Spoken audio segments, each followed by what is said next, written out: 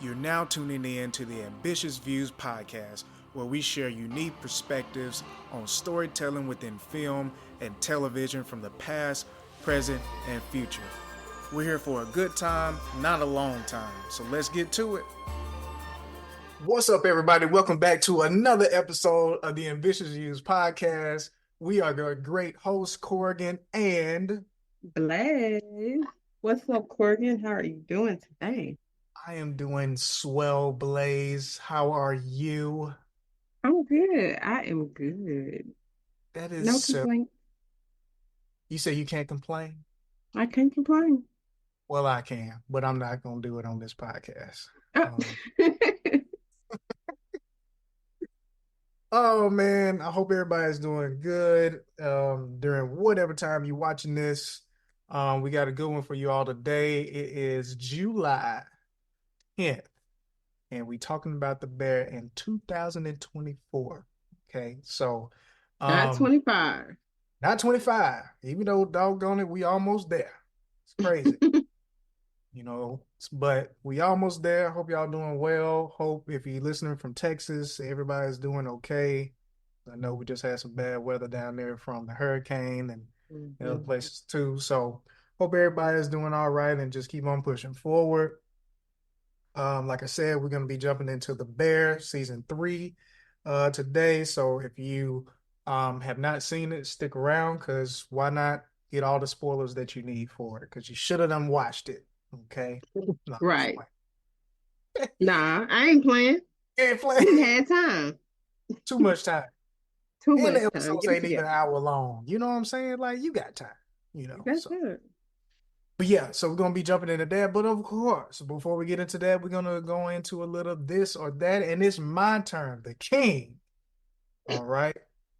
What was that? Need Sorry, some, I was trying to. need some water or something? Yeah, I Need need some. some water. Okay. Anyway, I'm gonna be shaking the table with this one. All right. Shake. Oh, he's shaking the Well, she's table. shaking the table. Um, and basically, here it goes. Blaze. Of course. Would you rather have, I believe his name was Chef David, who was Carmi's infamous teaching chef at one point in his life? Would you rather be under him, or would you want to be married to Damien off of the House of Dragons? See, it's funny that you said that because I literally just saw an Instagram reel that was like, I knew I should have known I was messed up when I chose Damon over Stefan in the Vampire Diaries because that's why I like Damon Targaryen. So I got an answer for that. I guess I'll just be married to Damien because absolutely What? not. I'm not going to deal with this man giving me panic attacks and stuff while I'm trying. I can't work like that. You I sure? cannot work like that. So I'll be married to Damien. I'm good on that. He be flying off. He be all up in your face, everything, sneaking I mean, around. I just be looking at him crazy, like, sir, you think you the bad one, but don't play with me. Oh my gosh. All right, But I it would be guess. like such a fun marriage. You never know what you're gonna get. Like, oh, who did you kill today? Oh, oh my gosh, that's really dark. I'm talking about in the Game of Thrones world, not in the real world. Not in the real world, Yeah. how about I just don't be married and I don't be a chef. Oh my gosh, man. Yeah, man. Both of them crazy. Both of them need to be locked up, which Like that. I know we ain't gonna get into House of the Dragon, but I'm starting to wonder what's gonna happen to old Damien pretty soon. It's I don't know if it's some foreshadowing going on or what, but I think it is some shadowing for sure. we gonna see. We gonna see. But what's on your watch list, Blaze? What you been checking out? So we're talking about the Bears, so that's obviously on my watch list. Right, right. Um, Netflix recently released a docu-series called America's Sweethearts, Dallas Cowboy Cheerleaders, Mm, which is basically like a replacement of the country music show, Dallas Cowboy Cheerleaders, mm, which I never really watched that one growing up. Like I saw episodes or clips here and there, but I never really watched that one. But yeah. the Netflix one, I think it was like 6 or maybe 8 episodes. And I was like, okay, that's not too bad. I'll check it out. And it was very good. I really liked how they did it. Mm, I'm very interested to see if they will do a second season because if I worked for the Dallas Cowboys organization, I probably would have picked up on how I feel like the producers that they use and the director or whatever, um, in a sense was kind of trying to expose them for some of like their bad business, especially when it comes to the cheerleaders, like, fair pay, the way that yeah, they talk to the women, all the pressure that they put on them, body image, yeah, um, all of those different things. yeah. Like they didn't straight up have somebody say something, but the way that they constructed their interviews and asked certain questions and stuff, like you can tell that they found something that was kind of toxic and they Mhm. tried to like pour those layers out. And so that to me is what made it really good.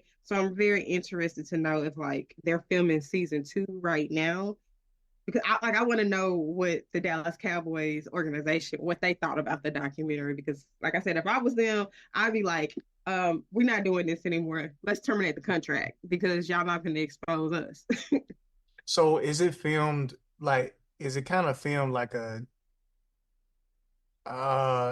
of filmed kind of like Selling Sunset type of stuff, or is it like the telling of them in a sense, Well, I I guess? never watched Selling Sunset, so I don't know.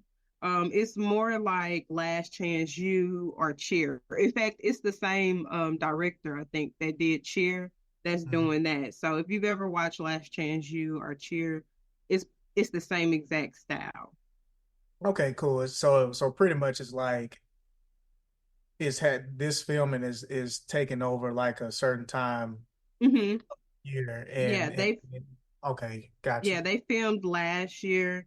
I think they started with their auditions for their new girls, then they did the training camp, and then their whole football season of Yeah. their performance. So Okay. probably from like April of last year until December of last year. Okay. Okay, cool, cool. Yeah, I ran across that. I'm not a Dallas Cowboys fan, but I mean, I'm not either. I'm not even a football fan, but I that's thought it. important. I saw like the commercials or the trailer, and I was like, this kind of seems interesting. It was good. Cool. Cool, cool, cool.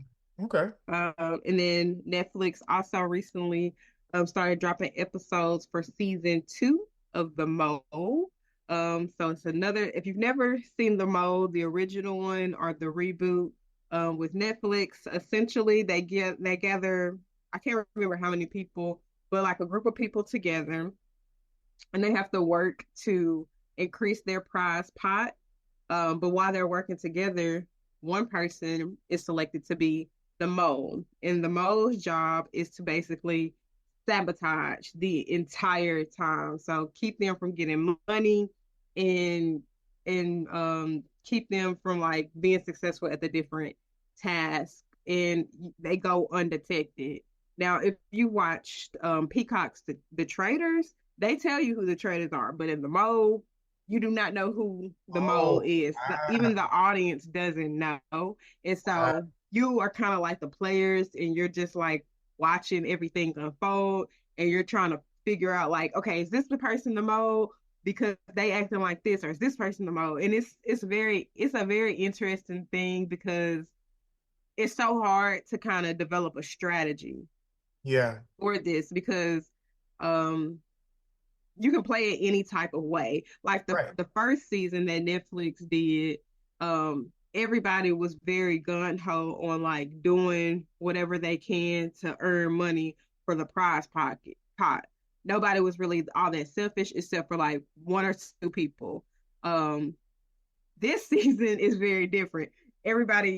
More people are selfish.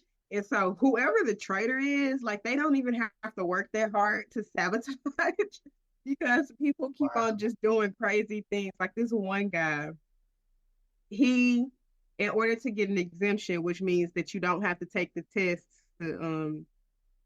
each week they have to take a test, and whoever has the least amount of hours correct, they get eliminated. And so he wanted an exemption. Corgan, they had the opportunity to bid on the exemption based off the prize pot. Yeah. Why this man bid the entire prize pot? He bid the entire prize pot. Wow. We would have had to fight because what do you mean?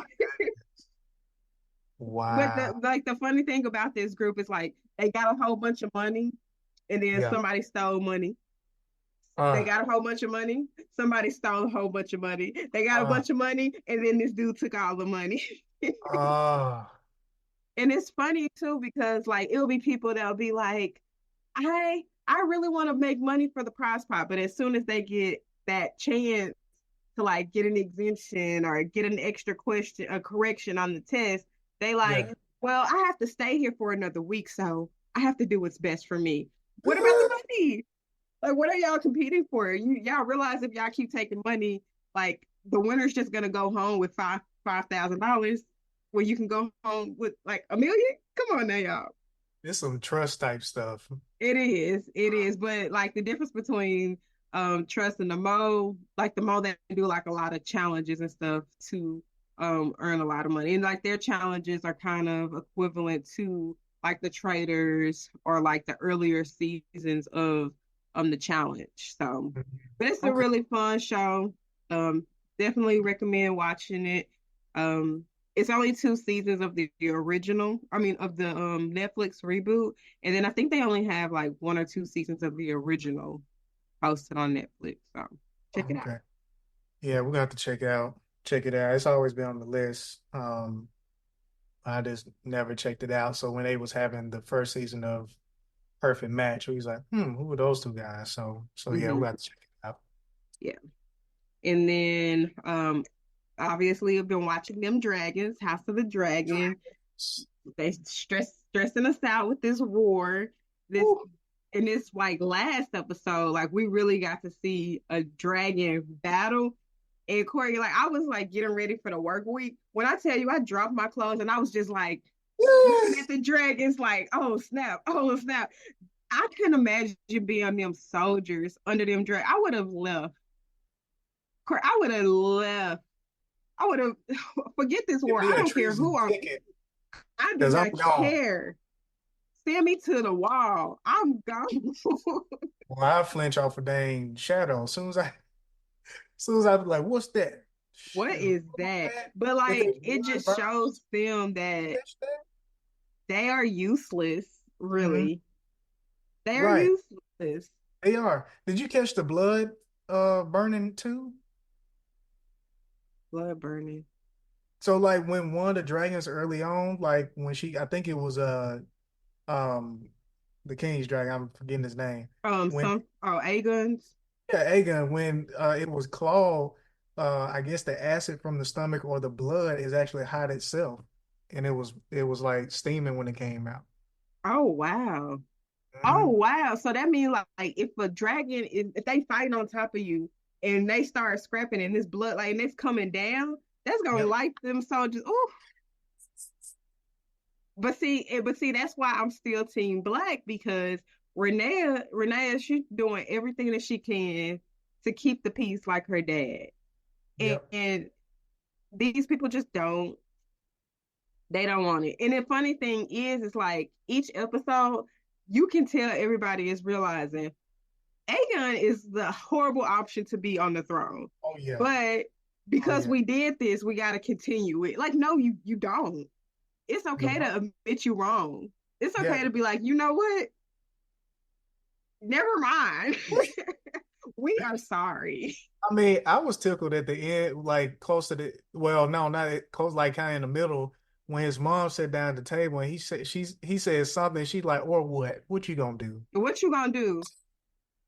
Right. And he was like, his favorite thing to say is, well, I'm the king. I'm the king. And she was just like, okay. And But her little feelings hurt because she found out that she done told a lie to get him in. hmm oh my gosh, that was so funny at the end of episode 3 when when they met at the set and Renee said, "Oh, you talking about the story?" And she's like, "What?" And as soon as she said it was no mistake, nope, nope, nope, no, like no, sis, Right. it was a No, mistake. You no, messed up. You're you did. stupid. Yes. Because everybody names their son Aegon for some reason. Yes. Because even Rhaenyra has a son named Aegon. Like I y'all ain't forgot. got no other names. Y'all ain't got no other names. No, and everybody's name got to sound like each other. I know. Like, let's go to the Bible. Yes, Can we get a yes. Matthew? Can we get a John? And we get a Jody. Like something. But everybody's name does not need to be Aegon. Oh, But I'm man. excited for the season to continue to unfold. We lost a real one this Yes. past Saturday, but I mean, we're gonna keep losing people because it's war and it's a Yeah, dragon war. it And is. all our favorite people are the dragon riders. So Yep. we gotta expect the worst, to be honest. Heck yeah. Heck yeah. And then I'm still watching The Boys season. I think this is season 4 that I'm on. Yeah, Um, I need they've to catch. kind of integrated Gen V in like these past 2 episodes, I think. Oh, Use some of those characters in The Boys. So I wonder how that's going to unfold once Gen V comes back. And then I'm rewatching a classic, a goodie, Scandal. It's so good. Like the writing is spectacular on that show. And so it's just real fun to go back and watch it and like relive some of this stuff and just be like, wow. Like the acting, the writing, just amazing. yeah. Yeah. Yeah, that's what's up. That's what's up.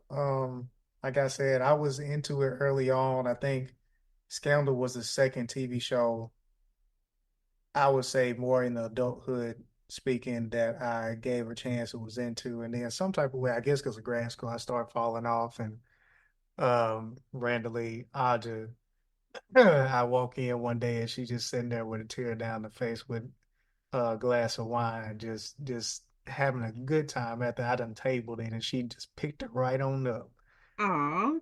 and stuff. And so I definitely agree. It is definitely up there. It's just like I just kind of checked out of it after a while and whatever. But it was definitely one of those great times. You had Scandal, you had Grey's Anatomy, and you had How to Get Away with Gotta get Murder. away with murder. Mhm. Yeah, man. So Shondaland was doing the thing. So well, it's dope. So my watch list, I've been forgetting to actually add a couple things, and so I did add two more. So from the past, we did actually go back to, I don't know if I said it last time, we did go to see Inside Out 2. Mhm. Um, and that was, did you watch that, Blaze? Did you see the second? No, you still got to watch the first one, right? Yeah.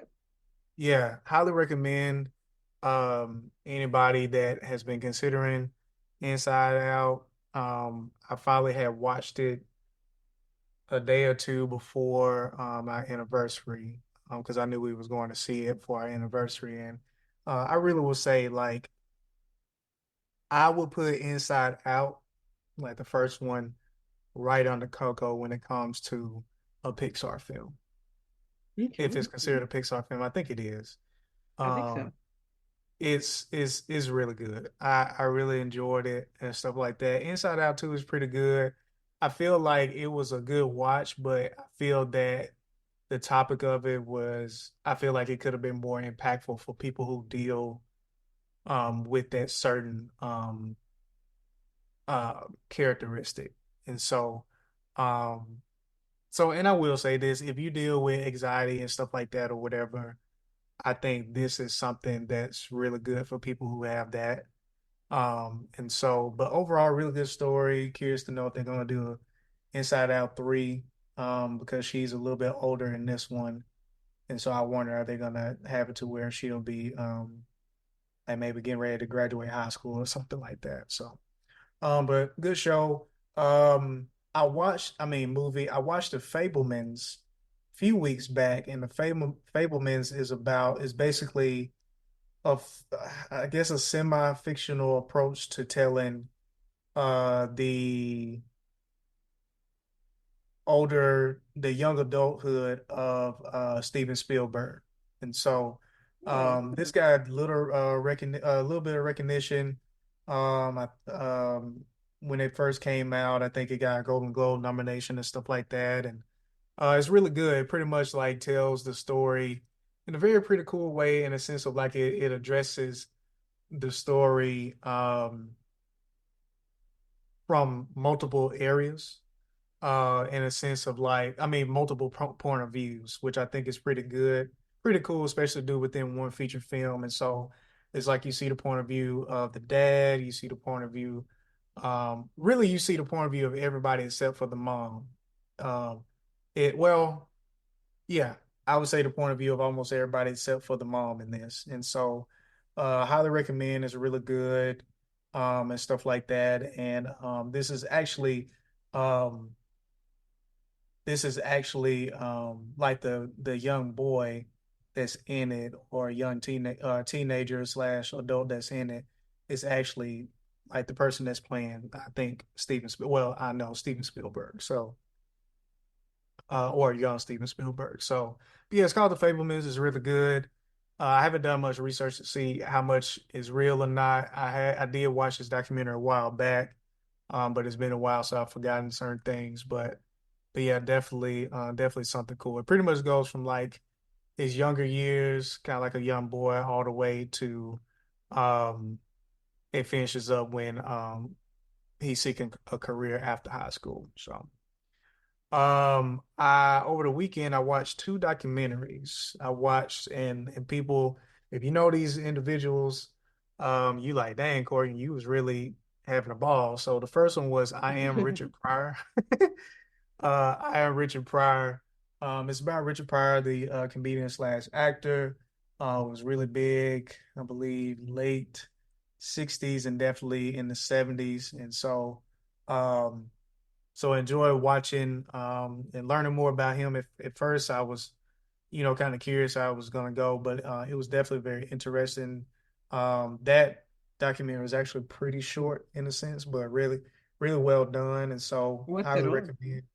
That is on Paramount, I believe. These two documentaries are on Paramount.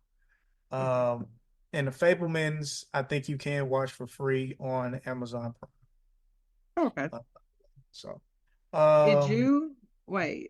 Did you like as a filmmaker, like connect to it any? um, I connected in the sense of how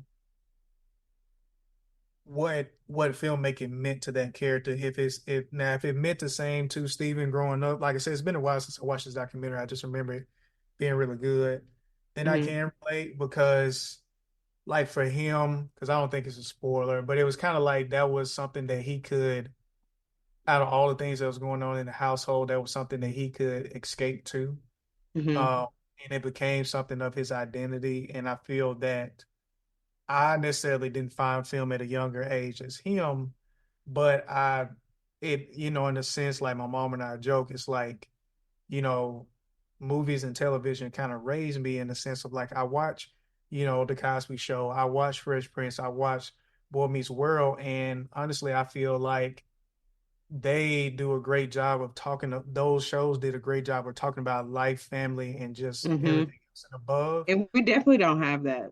No, no, that's definitely Uh, not. It's all about the entertainment and hmm. catastrophes of these moments that try to find a way to be resolved or end up getting worse and worse to keep a show going. Hmm. No shade, but that's No, just the way. no shade. It's just that was a very like um that was a very key thing of that time period with Yeah. shows, and it's a lost art, Hmm. unfortunately. It is, and truly an art because it wasn't that like this is educational. Like, no, it's like Right. they did a really great job, and the actors did a really great job of portraying these characters and these stories and these moments to where it was so relatable. Which is, Hmm. I'm gonna get into it later, but I feel like that's why I really enjoy The Bear. And some people, it may be a hot take, but I that's why I enjoyed this season so much because I feel like it dug a little bit deeper when it came to things that are more grounded and connecting to other people. But we'll get into it. I'm not gonna spoil the bear. But Yeah. but yeah, but like so it was like TV shows for me was my escape being an only child until I was 16, especially like when my cousin died or wherever like that. It was really just me. And Hmm. then um, but I had but instead of my camera and besides me having TV, I had my toys. Like I Hmm. constantly was on the ground or whatever like that, or outside on the trampoline, creating different stories with my toys. So the storytelling in me had already been there. It Hmm. was just, I had to find my way to filmmaking to realize that, that's my calling and that's what was for me. So, um, but yeah, filmmaking, I highly recommend. I mean, honestly, Baze, I would love for you to watch it and, we can chat about it on the side and stuff, but I definitely would be interested to see what you saw in him and stuff like that. And there's some other elements, like there's layers in this movie that I don't want to share because I feel like it's kind of like the meat of it in a sense, Hmm. kind of like another thing, but yeah, yeah. So that was pretty good. Currently watching Acolyte. I think all the episodes might be out, and I think we only got two shows left. I mean, two episodes left. Pretty good. I'm interested to see how everything is gonna wrap up based off of the last thing that we did see. There was a something that I kind of wondered was gonna happen or be revealed, and I let it go, but technically that wonder I was right about. And so now Hmm. I'm wondering how they're going to wrap this up, or is it going to be this big surprise of how it connects to the future stories in the future? Because this is way back in the day to where even Yoda either isn't Oh, there. really? Yeah, yeah, this is way before that time. So I would say this is so far back that they're not even familiar with what a Sith is. Oh, dang. And so I don't know if it's like, you have different sets of Jedi across the galaxy who may be familiar with them, but from Hmm. my point of view, which it don't spoil because you see the red lightsaber in trailers, but I don't think they even know what a Sith is by the time, this happens. So but yeah. So and then so yeah, Acolyte, I watched Richard Pryor, which is really good, and then The Sound of Fury of Rick James, who is a iconic Very singer iconic. and stuff like that. And that one at the beginning of it, I ain't gonna lie, I was kind of like, but definitely I just kind of gave it 10 more minutes, and it's Hmm. definitely really good. One thing I will say that I enjoyed learning about, which I actually learned about, I don't even know if I put it in the last thing, but I watched the 40th year Thriller documentary, which that's on Paramount as well. And this documentary, Rick James is on uh, uh, Paramount too. But believe it or not, Blaze, MTV, when it was like early on, it Hmm. actually refused to play certain genre music, Hmm. which technically and historically were mostly black artists. Hmm. So they didn't play their music videos on their television show because they wanted to stick to rock and roll. But Hmm. technically, Beat It was kind of in their rock and roll space. And it took a while, but they finally pushed enough to where they finally showed Michael Jackson's music video Beat It on MTV. So technically, Oh, um, wow. yeah, if I'm not mistaken, the Thriller music video was the first black music video that was shown on MTV. Hmm. And what That's I very interesting. Yeah, yeah. Yeah. because MTV, for a long time, their biggest, like when they really started blowing up, like when I think about MTV, especially old school MTV prior to Yeah. the 2000s, I Yeah. think about hip hop. It was Oh, very, it was all about hip hop, all about hip hop. And so that's yeah. interesting to know that like when they originally started, they were not open to having Black people. In which, of course, it's just signs of the time, but Mhm. very interesting to know about their progression. And a quick one too, because that was just in the 80s, you know. Right. And the When you 90s was very hip hop. 90s was very hip hop. And You late also 90s, early 2000s was like the boy band era back to pop. So and you had interesting. Whitney Houston in the 80s, all the stuff like Hmm. that. So yeah, if I'm not mistaken, his music video was the first black or at least a black pop music Hmm. video on there. And Okay. so, but what I learned in the Rick James documentary is that he was one of the advocates to push hard enough and bring attention to this issue to Hmm. where leading to Michael Jackson's video getting on there because either he had something that he just kind of knew they wasn't going to give a chance, but it was one of his Hmm. popular things. I don't know if it was Super Freak or not, um, but it was either that or it just had been so long that there wasn't no need of putting his video on there. But Hmm. he definitely in the mix of raising their attention to that, and they said that in tangent, like kind of well, not in tangent, but just like shortly after that, that's when Michael Jackson's um beat He it. was he was like the catalyst for everything. Yeah, yeah, in the Yeah. sense. Of course, other people was part of it, but they Yeah. specifically said not in giving bragging rights at all, but it was more so like, yeah, like this was done. And I don't know when these two documentaries were made in between one another, but I almost feel like Rick James came out maybe, maybe before, but yeah, that was a whole thing. And Interesting. so yeah, so highly recommend if you enjoy learning about music, you get to learn about his name, how that name came about actually, and stuff like that. But very interesting story. Of course, we're going to talk about the bear, and then um, we've been talking about House of the Dragon. I've really been enjoying this second Hmm. season so far. And then we just finished up with the latest season of Demon Slayer that makes me want to give them hand pieces. Oh, is Uh, it over?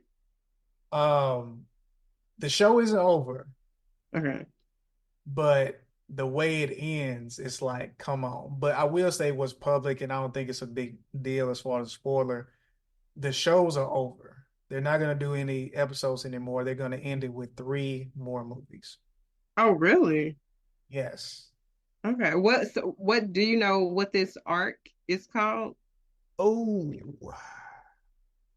yeah. So this current one is the Hashira training. The Okay. upcoming one, what is this called? I'm actually excited for it to be a movie because I feel like it'll be less fillers. Yes. I almost said something. Yes, most definitely. Let me see, new Demon Slayer arc. Oh, the Infinity Castle. Mhm. Yeah, so that's what the new arc will be. I don't know if the it's gonna be the Infinity Castle and it's gonna be that's the name of the full trilogy. I just know it's a trilogy. Okay. Yeah. I guess I gotta get into this latest season. Yes. Unfortunately, I have to read it Yes. Which is like it's I'm I forced. will say it's a pretty quick watch. Their episodes ain't that long, and it's only this one is only 8 episodes. So it's pretty Okay. cool. So you can Okay. And really it's been enough time since I watched Attack on Titans. Because I had to watch Attack on Titans so quickly for the podcast that because you told me to watch Jujutsu Kaisen. I think I watched like the first two or three episodes and I was like, I can't watch this right now. yeah. See, you beat me. I haven't even started that. I guess that'll be our next thing technically. So yeah, we'll jump on that and then we'll find whatever else we're gonna be watching live action or passive watch. Um, but I understand. I understand when I saw that announcement because somebody had told me, one of my former students told me that they were thinking about a movie, and I was like, interesting. And how it Hmm. ended, I'm very interested to see how it's going to be flushed out. Um, yeah, I'm just interested to see, and I really hope that they don't stretch this out I hope until not. 27. I hope we can at least get, two movies in one year, Yeah. so because you're gonna get more. I mean, they're definitely gonna get their bang for their buck in the theaters, especially how it ended. So, but yeah. Especially if they dub it. Oh my, no, like how it ended, you would try to read it in Japanese if you were trying to. Like you would be like, I don't even know what's going on, but I'm here for the ride. Like it's yeah, they did their thing. So, but yeah, that's my list. As far as my watch list, and now it's time for the real take. I feel like it took us a while to get to that. We really been watching some things lately, We've been Blake. watching something. Yeah. I mean, we haven't recorded in a bit, so yeah. That is true. That is definitely true. That is definitely true. So, well, cool. So we into the bear. All right. So season three. It's been a little while after the writer's strike. All eyes on the bear to see how they're gonna come back after two great seasons, shaking up the television world, especially in the streaming on the streaming platforms and stuff like Yeah. that. And we come into the first episode that barely has any dialogue. What were you Hmm. thinking about when you was watching that, Blaze? I didn't realize that it wasn't no dialogue until like halfway through, and then I was like, "Oh, okay, that's what we're doing." And so I just thought it was a very interesting choice, but like interesting in a good way, Hmm. because movement, actions, they have value as much as words.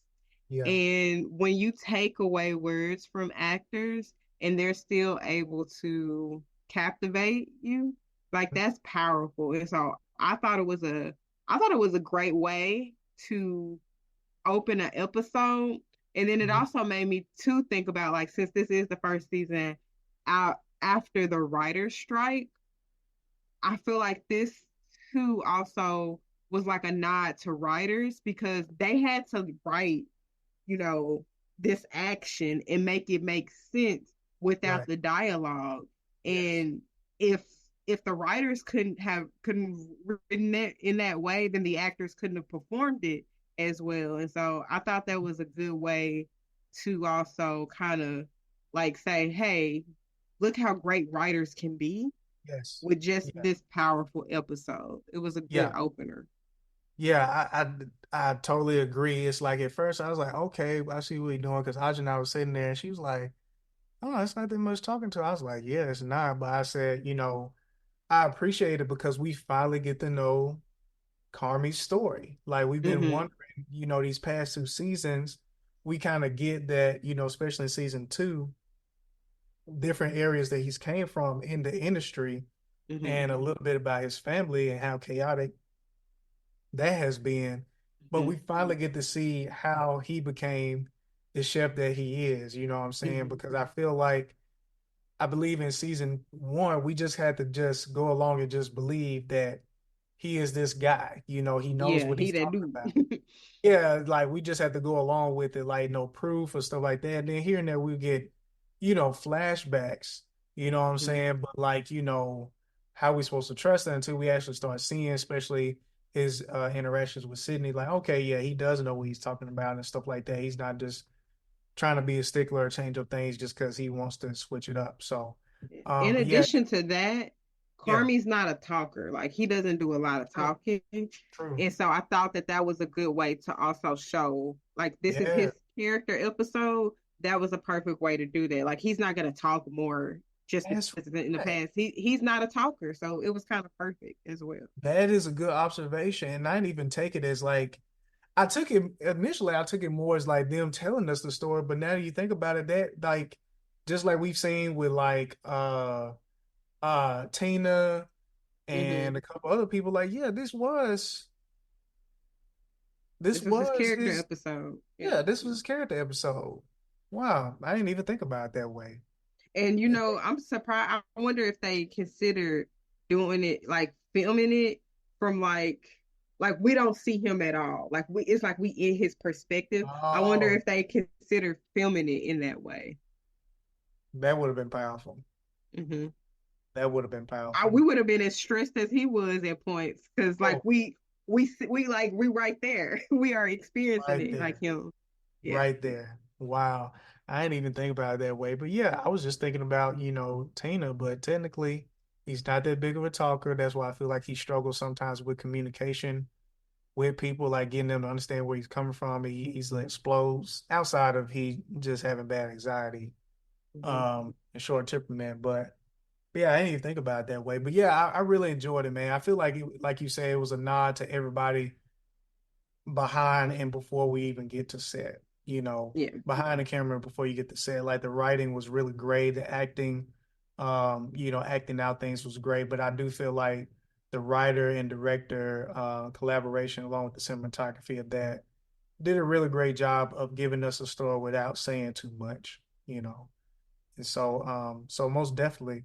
Um, how are you feeling about Carmi in this season?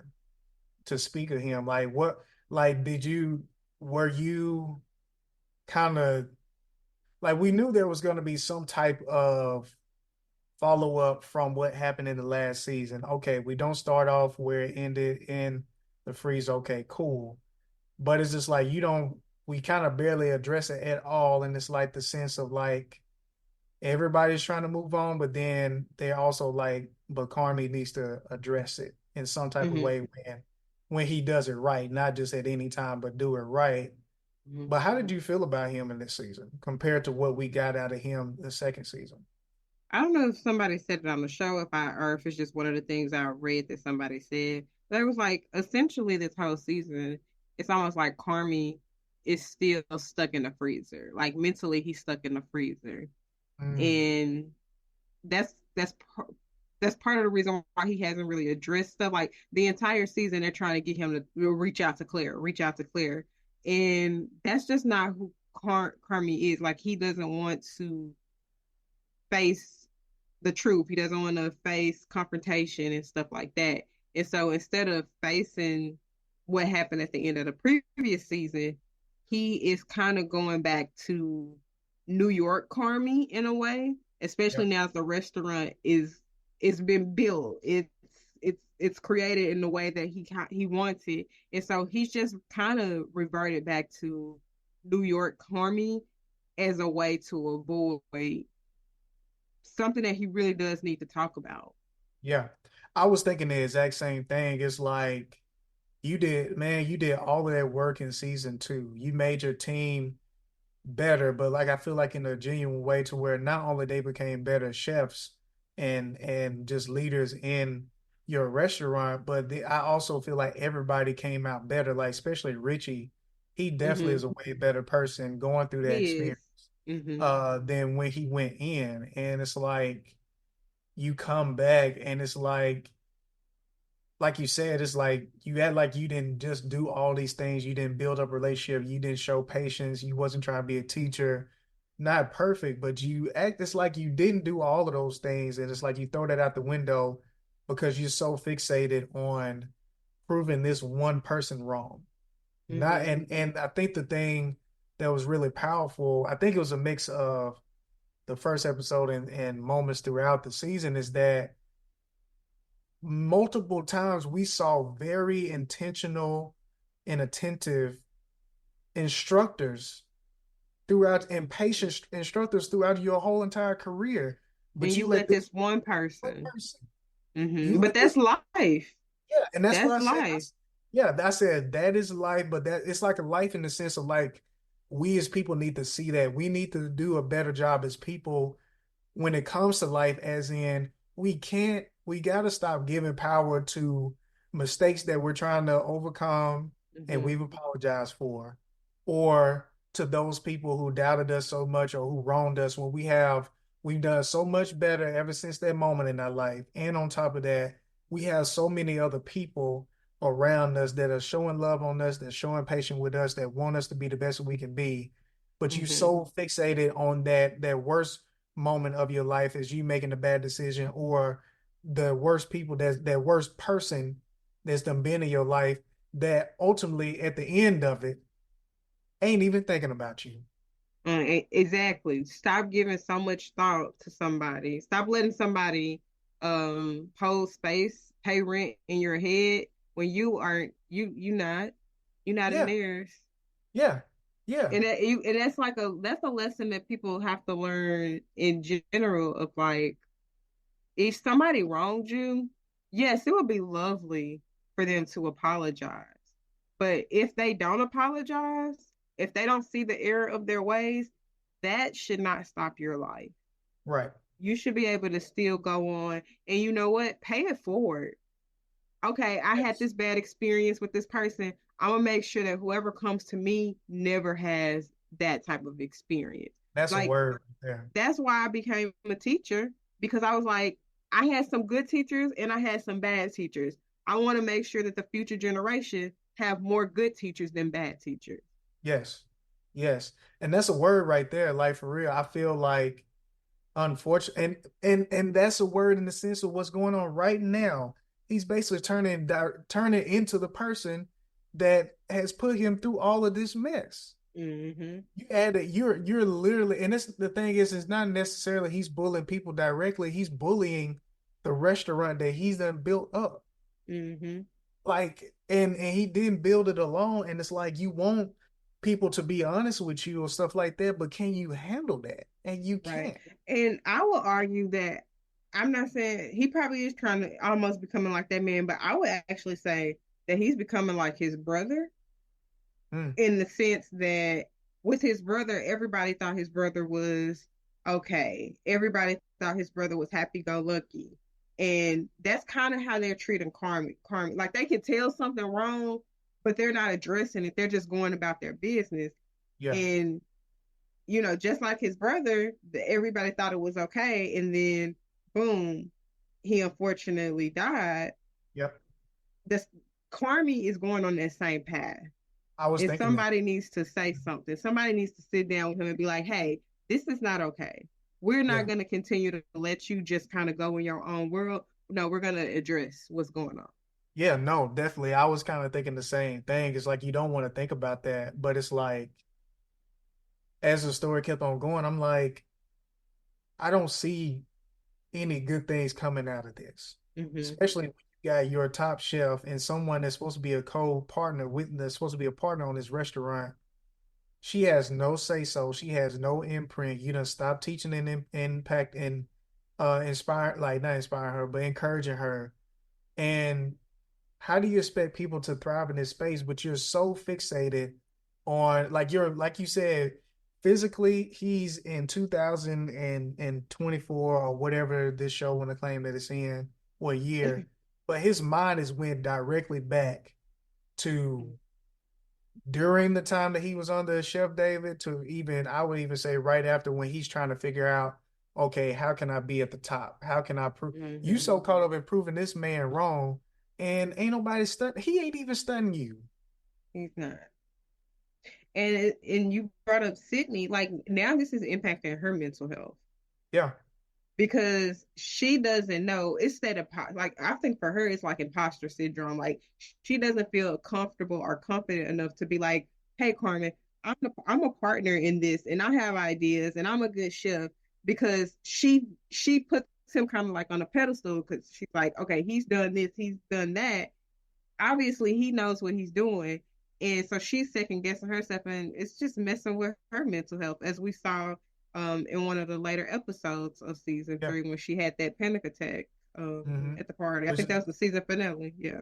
yeah, and this happened on ironically, it happened in the last season finale too. Hmm. And so I don't know, man. I said I don't blame her leaving. I don't blame her leaving. I actually encourage her to leave because you got to be loyal to yourself Yeah. sometimes. You got to be loyal to yourself. And if something is not feeding you mentally, if it's causing you distress, if it's causing you anxiety, sometimes you gotta step away. Mhm. And this Mhm. may be a better opportunity for her. I mean, I definitely think that she needs to first try to have that conversation where they like, hey, things gotta change. And if things don't change, other Yeah, opportunities, you know? yeah. Because I mean, this man came to her and said 80,000 guaranteed. You Mm-hmm. get a share in the company, Mm-hmm. and basically you dang near It's your what's restaurant, yeah, basically. it's You your get to do restaurant. whatever. You can do whatever. So say if you ain't really cooking that much and you got Man, your I would table, have signed the contract right there at the train track. Like where the paper at? I got a pen right here. Let's where go. that DocuSign at? You know what I'm saying?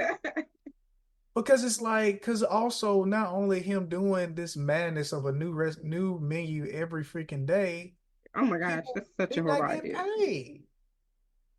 The No, money is bad, and it's you're like not getting paid. you did all this stuff to make it do what it need to do, and when it comes to money, you pretty much in the same boat as your brother. Hmm. You know, so yeah, I mean, Well, you took a sandwich shop and you made it a fancy place, which they still have. And I know a point of the story is to show like the thing that's making them money is the beef shop instead of the thing that's like hurting them, which is also hurting Carmen, is the fancy restaurant. But like, dude, like, did you not really think this business plan through?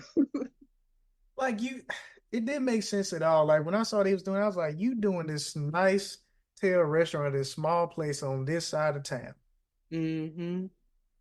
when your clientele has never been that tight. And I get you Mm-hmm. like find a happy medium, Find a happy medium, yes. you know? Because And so I wouldn't go to this restaurant. exactly. I know I I'm not wouldn't paying, I'm not about to pay $123 um for a meal. for a Absolutely not. snack. For a snack, right. Leave and gotta go to McDonald's and get you something else to eat. Just so I can say, oh, I went to a nice little no, no. And it ain't and nice little is exactly what it is. You can't even take a nice photo up in that thing. Like, come on, man. Exactly. Yeah, like you got, matter of fact, you got people bringing you water and stuff like that, and then taking it back in the kitchen. Like, Carmen said, what are you doing? He was like, I did it. I poured it in front of them. This is a restaurant. We feed people food. What are you doing? Cousin just said, I saw it. I'm gonna take care of it. yeah, I Hey, don't know. bless his heart. He tried. He tried. He did, but I don't know why Don't they try thought. no more though. Please leave him to fixing things. Like, Oh oh my my God. gosh, man. Yeah, it was a lot of great moments. Ironically, I think I will say outside of um Carmi's episode, I think I might say that Tina's episode might have been my favorite. Might Hmm. have been. It's a mix. Well, yeah, I think I will because it's just a little bit more diverse. Because I will say the what's Carmi's sister name? What's her name? Sugar. Sugar episode with having a baby, her and Jamie Lee Curtis, their mom. I loved how they find a way to keep a scene going. Like the Hmm. moment you think it's about to cut away to something else that's going on in the show, the dialogue it just kind of ebb and flow like a Hmm. tide, just kind of coming in and out, you know. And one thing I will say that I'm interested in if it was intentional, like from a filmmaking and TV production perspective, they did a lot of approaches to this as far as with dialogue and settings as if they were in theater on a stage. The way they Hmm. had like say for instance early on, I think it was the second episode when they was all in the kitchen and when the guy was trying to work on the light, did you recognize Hmm. all of them was just crowded around that one edge of the Yep. table? That's Hmm. that's theater, you know what I'm saying? Hmm. And they just ripped into it as far as like that dialogue in there. I was like, oh my gosh, give the writers a bonus.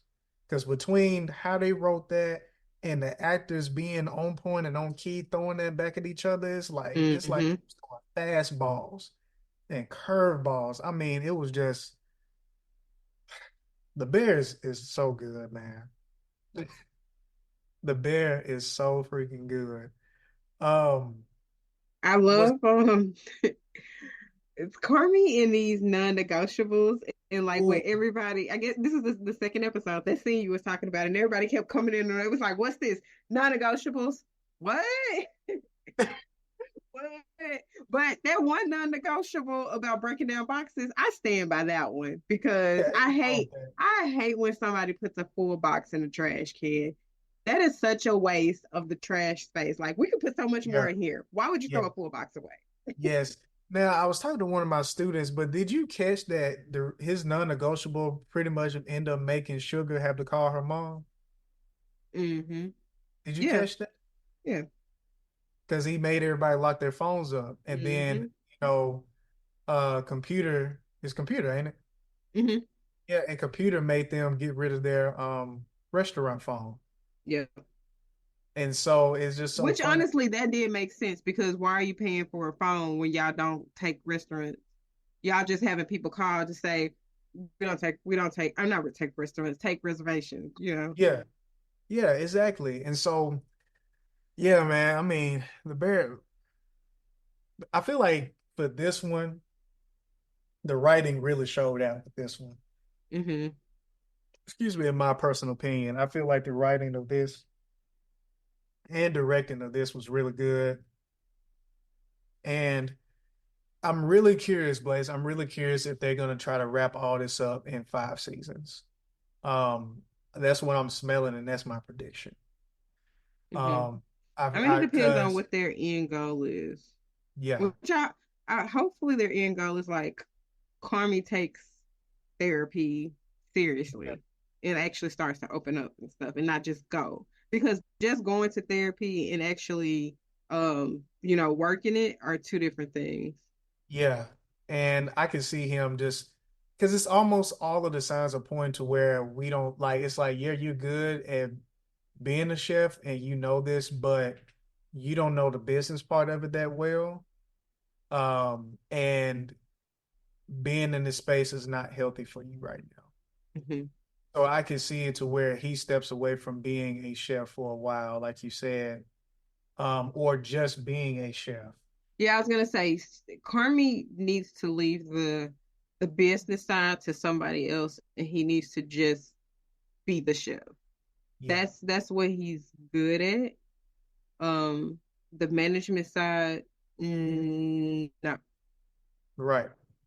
He needs to do something that does not involve him really talking to that many people, managing people, because he's not good at that. Like his communication skills are not there, and when he gets in the zone, he gets short with people. Yeah, And I mean, I think that they have grown to like understand that and accept that, but that's not okay. Like that's not acceptable. exactly. Exactly, most definitely, because it's like almost everybody around him is grown except for him. Like he grew Mm-hmm. everybody up to what they need to be to make sure that they are the best version of themselves, especially Tina, But it's like, now you're hindering, and primarily you're hindering Sydney being the chef that she could be, Mm-hmm. or the restaurant, which could be pretty much a match to you or almost, as good as, well, almost as good as you, and or good as Carmi. And so, but yeah, I wonder, is it gonna be one of those things like if they like say if they got a good, because I think the easiest thing to say if they got a bad rating, but what if it was more so something was said that he specifically didn't like and it was targeting him? Oh, I And think that's definitely what it is. It's probably and it probably I will bet that the review is like mostly positive, and then there's like a small section that's negative, but it's specifically negative about him, and and that's gonna make him spiral even more. yeah, and I can see to where that's gonna lead to her to Sydney picking the other restaurant, Hmm. possibly. Possibly, or they all come together and have a chef moment, come to Yeah. chef moment, and And I and think too, I can also see the review maybe highlighting or spotlighting Sydney, like kind of giving her praise and then knocking him down. I can see something like that too. But I don't see him being mad at that. I see him just being mad at them saying anything negative about him. Not that she was highlighted, if that makes Yeah. sense. Yeah, because at the end of the day, the guy that's trying to start the restaurant, say if she did go to the restaurant and decide to go back, I mean, it's not like he's not a chef. He just want to be the business owner at that point, you know. Yeah. So yeah, I'm definitely ready to see what's next with this. There's so many layers to it. They did a really awesome job coming back for a third season, which I know is hard to do. I'm really ready to see what the next season will be. Well, how things will turn out and stuff like that, and the impact it'll make. I really love how there's more high stakes. Well, not high stakes, but it's like we're more deeper into like what's going to happen with different characters, you know. And so yeah, yeah, I'm go shout out to the Bear. I'm definitely not going to be surprised if they get some more nominations this upcoming season. So, I would definitely more nominations, and then obviously too, I think that they will win some of, not all. oh, what I've seen so far, I definitely feel like it's stand out. It's not talked about as much. Seem like I may be wrong because I'm I not on. think that's because, and I was going to say this earlier, I did not like that they released all the episodes at once. I can't remember if they did the because we watched the other two back to back, so I'm not sure if they did that in the past or not. I mean, it's an FX show, so I want to say that they did weekly um episodes Yeah, in this season for some reason. I guess probably because we had to wait so long, true. they decided to drop all the episodes at once. But I did not like that. I wish that they would have spaced it out. So let me see. Yeah, I'm that's looking it up now. yeah, that's a good point. That's a good point, and I can see how the House of Dragon is really snagging up the big talk because that's this season is really good. It's getting a lot of attention, and so Okay, it does look like it was like all the episodes did drop at the same time in the past. okay, okay. So it may be one of those things like back watching is going to be the most powerful play for them, you know, depending on if they got, you know, what they need as far as people watching it. So, hmm. I don't know why I felt like the second season, it was like an episode that dropped each week. Mm. You know what? Honestly, it kind of would make sense more so, especially it being under Hulu slash Disney Hmm. and the fact that it's in the summer because it's easier to get somebody tuned in to watch them all the way through during the summer as opposed to unless you're like a brand or well, yeah, like a brand of like House of the Dragon slash Game of Thrones and stuff like Also, something cool about this show. Well, I think it's cool. Despite the writer and actor strike, they met schedule. So like the first season was released June 23rd, 2022. Second season, June 22nd, 2023. Third season, June 26th, 2024. So like wow. they still came out relatively like within the same time period. Huh. Okay. They was working them as soon as they said the strike is over. Get on the set, get on Yeah, let's go before the they set. Let's change their go. mind. That's wild. Well, dope. Well, looking forward to, you know, what's next. Really, you know, really enjoy the bear. But other than that, y'all, that's all we got for this one. Well, other than that, man, appreciate y'all for tuning in whenever y'all are tuning in. And stay tuned for the next one. Like I said, we're probably gonna end up jumping more into House of the Dragon as it get ready to wrap up. Along with we probably gonna jump into some Jujutsu Kaisen finally, and stuff like that or whatever. But other than that, y'all y'all have a good rest of the morning, noon, or night, and see y'all next time. Peace. Peace.